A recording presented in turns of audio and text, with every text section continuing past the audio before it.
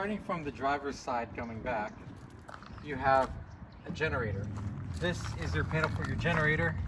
Open it up. It's an Onan 4000. It generates 3600 watts of power. Most of the time you won't need to go into this. However, if you blow a fuse and you can't figure out why you're not getting power out of your generator, there is a fuse in the generator that you need to know about. You turn this here, there's another one up here by these tags, and then you should be able to take your panel off. Once your panel is off, you'll notice you have a remote start out here. You can start and stop your generator from out here, but deep in here where my finger is, there is a little switch right there where my fingertip is, and that little switch is your fuse. So that could be triggered and you may need to flip that switch in order to reset your circuit breaker. Also, if you're using the generator for many hours, at least 100+ hours during your rental, you may need to check the oil. The oil is right here. Be careful when you check it, it could be hot. This unit comes with a lot of extra storage. Most storage compartments will have at least one, if not two latches, and it'll have a lock for you to be able to lock it. So you unlock the storage. The storage here is made of plastic, so if you get it dirty, you can rinse it out with a hose. It's easy to clean. Just remember, when you close the panel, make sure all these latches are lined up and not blocking like this. And then you close the latches. Make sure all these latches are closed before driving your vehicle. They have been known to open up if it's not secured. Okay, some other features on the outside. This is your furnace. That's why you're going to see this right here. This is where all the extra hot air comes out. This is for your hot water heater. Okay, you shouldn't need to go into this. You also have a shower, an outdoor shower. For the outdoor shower, you have a key. Open it up like this. You do have a hot and cold, and you have the shower here that of course you can put out here to wash your dog or wash your feet or whatever you like before you go in the RV. This is your propane tank. You'll always know which panel is your propane because there will not be a lock on the propane tank door. Open up like this. It's for safety reasons. You can see the level of your propane, and also this is where you would turn your propane on or off. So if you are not getting propane for your furnace or your stove, always check here to make sure that the propane here is on, because that would most likely be your problem.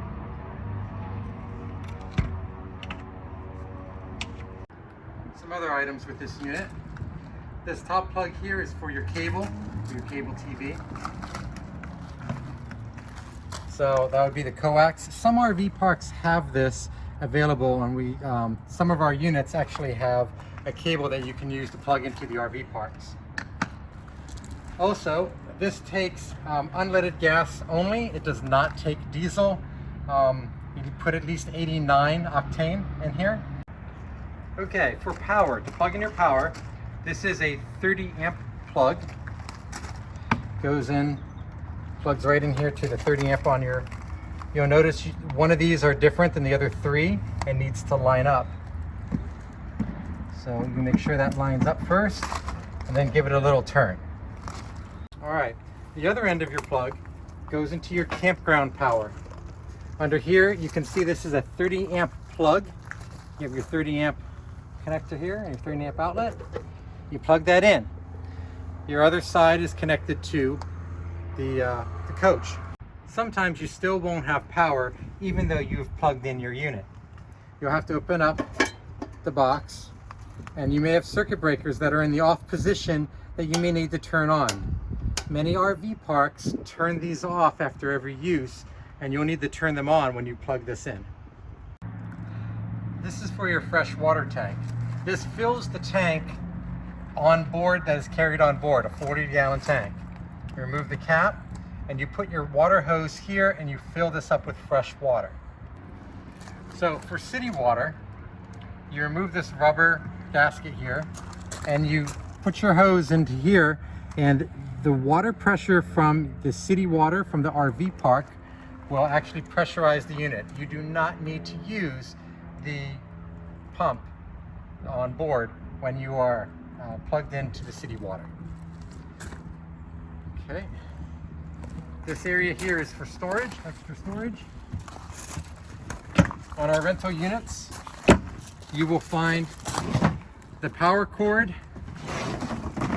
some gloves for sanitation, and your sewer hose in the back compartment here. You will also find a freshwater hose separate. One other item on the outside of most RVs are extra power outlets for you to power your margarita blender or anything else you like. So as long as you're plugged in to 30 amp power, you'll have these standard AC household plugs, the 110 plugs, outlets. If you're not plugged into AC power, as long as you have your generator running, it will also provide power to these outlets. In order to operate the awning, there is a button here on the inside entryway called awning. You push the awning and you'll see the awning come out.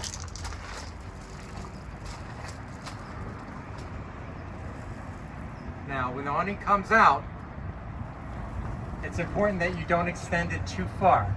When the flap comes down is when you need to stop. There's a little flap at the end. You can keep going. And here's that little flap. Now's when you stop. And to roll it back in, you just push the button again and it'll bring it slowly back in. It's very important you don't leave the awning up when it's overnight or when it's windy or very rainy. It can damage the awning and break the awning. Some of the entry controls, namely this knob here represents your coach shut-off switch. Right now it is on, providing power to the coach. If I turn it off, it will turn off all the lights in the coach and all the power in the coach, including the step light, awning. It will turn off everything in the coach side. So in order, if you're not getting power, make sure that this is on the on position, and then you should have power to your coach. All right, to operate the stove, first, this is not a glass top stove. This is only a cover. So you need to raise this cover up, bend it backwards, and then make sure you bring this cover all the way up like that. Once you do that, you have your 3-burner stove. You can turn on the knob. Here's 3.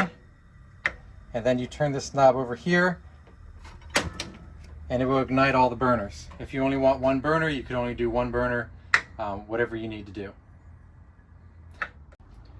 To operate the oven, it's this knob on the far right. You turn it to ignite, and then you turn the flame.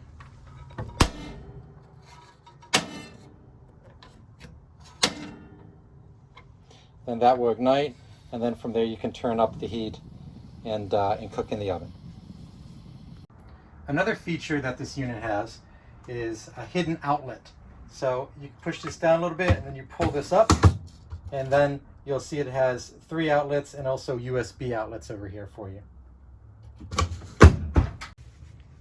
Airflow and ventilation is very important in an RV, and sometimes when you want to cool off the RV, it's good to open up your vents. So this is a standard vent in an RV. You'll notice there's a knob here for you to turn, and this will open the vent up and close it when you want to close it. Please do not drive with these vents open. Sometimes the wind and everything can break things. With this particular vent, and with most vents, you have a switch right here to turn on the fan, turn on and off the fan. And this particular unit, there's a secondary switch that also has to be on that is located above the sink. So turn that button on, and that'll turn this fan on. You can also control it for here once that other button is on. Okay. RV lighting. So for RV lighting, some lights operate with a push button, like so. You push this little button in the center to turn the light on and off. Other lights inside the RV operate with a switch like these above the sink. You push this button in and out, operate the lights. One of the most frequent things that break in an RV during rentals are these screens. With these screens, do not lift from one side or the other side. Always lift from the middle and pull down from the middle. When you lift from one of the two sides, there's a string over here that can come out of the wall and it will break, and then it would have to be repaired.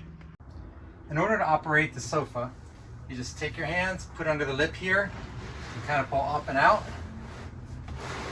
And there you go. You now have the bed. Put it away. Again, lift here, push in. Hold up. And there you go. You have the couch again. In order to make a bed out of the tabletop, first remove the cushions out of the way.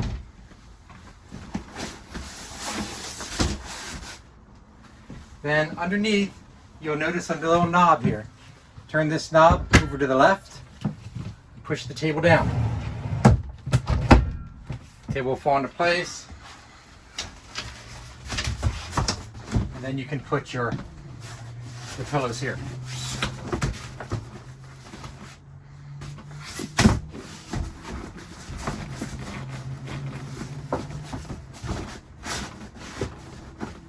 And you now have a bed. This unit also comes with an attachment for the child seat.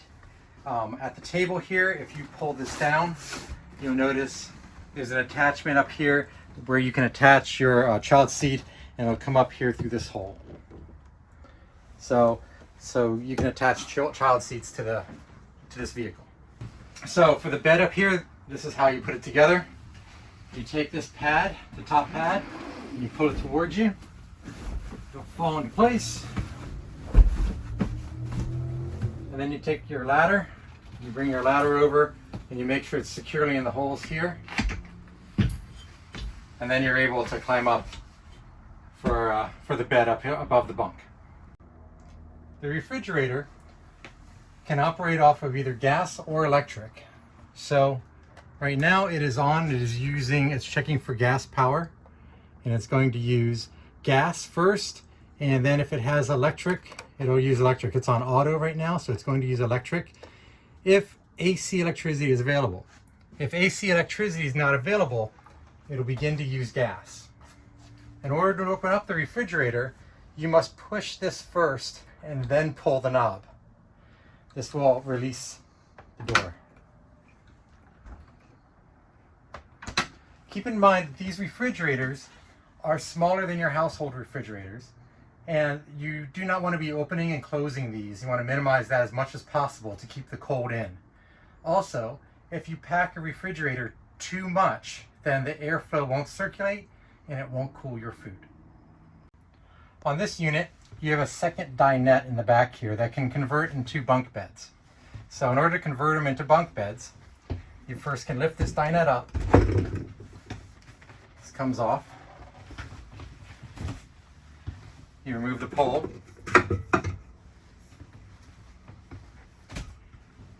And then you bring the tabletop back down.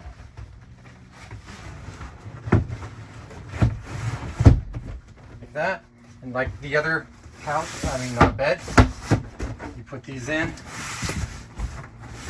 And you now have your lower bunk. To get the top bunk, you unlock this latch. There's another latch on the left side.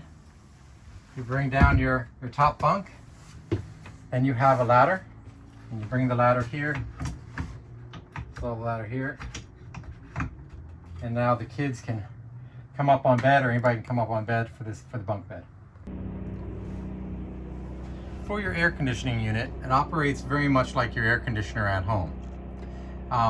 You just turn the temperature to what you would like it to be set at, for example about 75 degrees here, and then you turn it on, and then you wait a few seconds and your air conditioner will kick on. Make sure that you have AC power to the unit before you turn on or operate the air conditioner. You can either get that by making sure that the generator is on, or you can get that by plugging in your power to the RV park or to a house outside. When you're done, always be sure to turn off the air conditioner. For the furnace, in order to work the furnace is going to run off of your DC power. You do not have to have your AC hooked up in order to run the furnace. It works off of your battery power. You just turn the heat on here, you set your temperature, and the gas propane will fire up, and use a fan to blow in the heat for your furnace. I always recommend keeping the fan on automatic. That will make sure that it comes on just when it needs to come on. You don't wear out your battery if you're working off of your battery. That's pretty much it. This is the control panel. With the control panel, you can operate your generator, your slides, your water pump, your water heater, and you can check the status of your tanks and liquid propane gas. Let's start from left to right. Here you have, this unit has two slides, a slide 1, slide 2. So to extend the slide, you push this button and it will extend, and then to retract, you again push and hold this to retract. When you extend or you retract the slides, hold it down for about 3 seconds after it is fully stopped to make sure it's fully engaged. Also, when operating the slides, make sure that you have clearance on the outside of the vehicle so that the wall will not hit any objects when you're moving the wall out. When you are retracting the wall or the slides, make sure there's nothing on the floor over here. Make sure there's nothing on the floor over here that could get caught underneath when the slide comes in. The next item here is the water pump. The water pump is needed if you're operating from the water tank that's on board. So you turn the water pump on, it works off of DC power, and it'll pressurize the system. If you have a water hose hooked up to the unit through an RV park, you do not need to have your water pump on. Water heater. For your water heater, you have liquid propane gas to heat your water, or you can use a 110 voltage if you're on if you're on power. So turn on your water heater. It'll take about 20 minutes to warm up. It's a 6-gallon tank, and it warms up in about 15-20 minutes. Now, coming over here to your generator. In order to operate the generator, you push and hold stop until the red generator light comes on. Then you push and hold start until the generator fully gets started. This records the number of hours that the generator has been running. Over here, you have your meter that shows you the levels. This will show you the level of your liquid propane gas. If you push and hold that, and you can see that that it has 2/3 tank of propane gas. If you push and hold the BATT, that's for battery, shows that we have 2/3 battery full. You push and hold for fresh. This is your fresh water tank. You can see it's empty on this unit. You can push and hold for the black water tank. It's on empty. And you can do the same for the gray water tank. It's on empty. Note, for the black water tank and sometimes the gray water tank, it will have a false reading and say that it's full even though you know that it's empty because maybe you recently dumped it. Sometimes something gets stuck on one of the sensors and clogs the sensors. It's a very common thing that happens with RVs. You should just keep that in mind, that if you just dump the tank, you may actually still see that full even though you know it's not full. Every RV has a fuse box. This RV, for this fuse box, you push up on here at the top, and then the fuse box will open. In every fuse box for an RV, you will have AC power and DC power. AC is for alternating current, like the kind of electricity you have in your home, and DC power is for electricity like you have in your car and truck. So you have fuses and you have circuit breakers. So you can read what circuit breakers control what here on this list. If you try to run too much power, it's very easy to trip one of these circuit breakers, in which case you have to come and flip a circuit breaker off and then back on. These circuit breakers and the AC electricity for your microwave, your AC, and any of your outlets will only work if you are plugged in to a 30 amp outlet or if you are using your generator.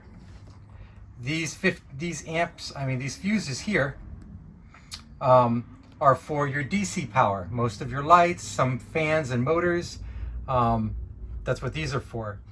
If one of these is blown, you can take it out and look at it. Look in our user manual and it will show you what it looks like when a fuse is blown.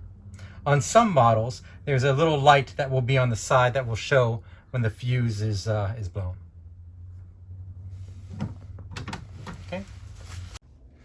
RV toilets operate with a foot pedal like this one. A full press will empty the bowl, and a half press will start filling the bowl. Whenever you flush the toilet, recommend that you push it all the way down and you wait for 10 seconds before releasing. When you release, then push halfway and let the toilet bowl fill up with a little bit of water first. It'll definitely help. Here is everyone's favorite part of RVing, the stinky slinky, taking care of your sewer, your black water tanks.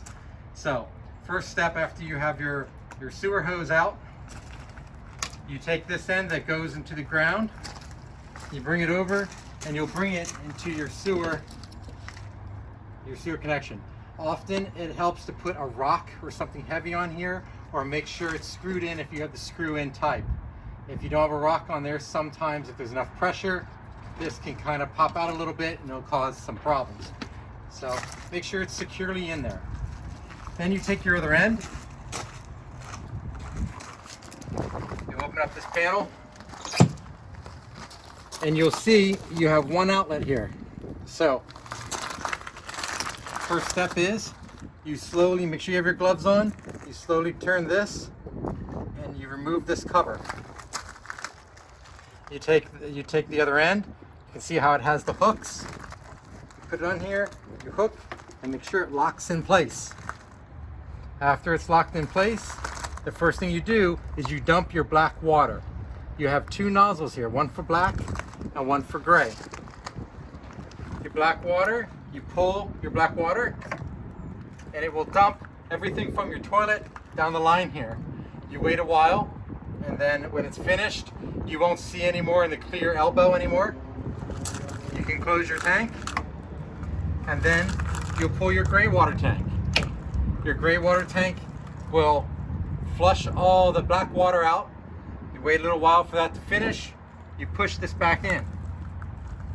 When you're cleaning up, after both nozzles are put back in, you will turn this counterclockwise, hold it upright, and carry it over like this to make sure that all the sewer and gray water and black water continues to get dumped down there before picking up your hose and putting it into the case. One final item. Make sure that you put the cap back on your sewer pipe here. This will attach back on. Make sure it's on real well. You don't want to be driving down the road like that. And then you can close your panel and dispose of your gloves.